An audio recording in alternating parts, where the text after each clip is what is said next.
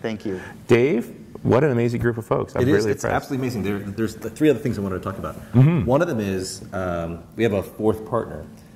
We have, as you can see, engagement with other languages, with COBOL, other platforms or the databases with Oracle, and then the call it actionable data that you can get from things like the work that Preemptive is doing. Right. We think about actionable data as a critical, important component, and so the ability to work across a team that may be a hybrid team, some Java, some .NET, kind of really important.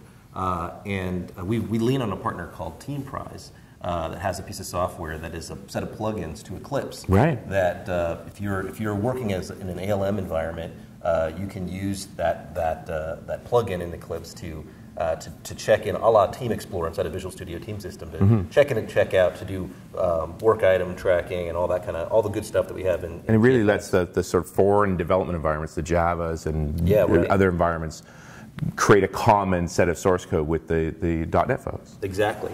And so we've had this great partner for a long time. We were so happy with them that we acquired them. And my goodness. We announced that yesterday. So that technology is now a part of Microsoft. And TeamPrise was a product as part of a larger organization. Was it SourceGear? SourceGear, Yeah, right.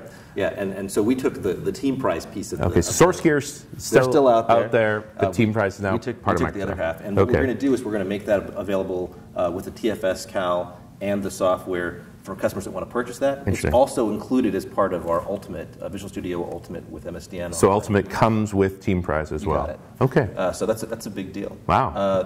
I guess congratulations are in order. Yeah, absolutely. They're great. We've had them on .NET Rocks a number of times. They're really great people and a remarkable product. Yeah, absolutely. We really got a great partner there to help us make sure that we've got a great bridge to Java developers and other technologies, as you call out. Sure. The other thing that we talked about is Oslo. So a lot of people are interested about what's going on with Oslo. Well, so much technology has spun out of the Oslo project. Yeah, that's right. Dublin, and I mean, there's been a lot going on. It's been going on quite a while. This is a remarkable set of some of the most talented technologists working on that set of work. And one of the feedback we've been getting consistently after the many CTPs and all the software design reviews and all the engagements from the various professional developer conferences is that they really like the idea of a general purpose modeling tool, but really tether that to the database. And so for us, we took that feedback to heart, and so we announced last night that Oslo is now SQL Server modeling. It's actually hard linked into SQL Server, and what it means is all of those codename projects like M and Quadrant, they'll all get more anchored into SQL Server, which we think is a very good thing. I think our customers will be excited about that. Well, and there's always seemed to be a separation between the server product, that is SQL Server, and the development tools that were over on the studio side. So it sounds like that's getting closer together. You bet. So we're starting to look at these things and their ship vehicles and how to connect these things.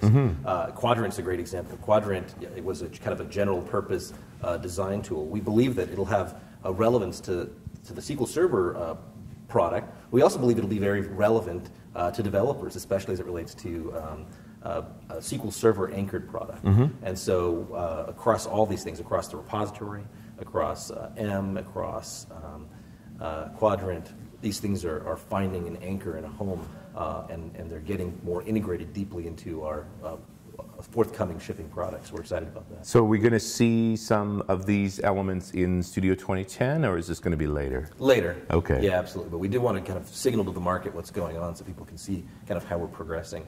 We'll share a little bit more information at the PDC, but the meat of the story is what I just shared with you. Awesome. And we have a commitment to the ship date on Studio 2010. Yeah, we will ship on March. Well, our launch date is March 22nd. March 22nd. We'll be ready about that. We'll be ready for that. Yeah. We're excited about that.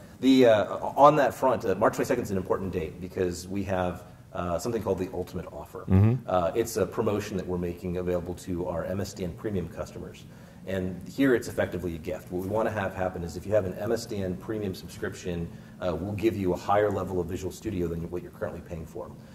So if you're at the Pro level, the next level up is Premium. So if you have VS Pro with MSDN Premium, then you'll move up to a higher level, which is called Visual Studio Premium with MSDN. That'll have much more functionality. And of course, if you have one of the role SKUs, Team Dev or Team Arc or Team Test, those products, if you have an MSDN Premium subscription, at the time of our launch, again, you move up to Ultimate. They all roll into Ultimate. That's right. So everybody kind of gets more value out of this deal. So folks have to make a decision by launch to take this upgrade opportunity. Yeah, where do you want to land? If you want the Ultimate product, then buy a roll SKU with MSDN Premium, and we'll give you Ultimate. Awesome. Yeah. Dave, Mark, Claudia, Gabriel, thanks so much for coming to talk to me. Thank you.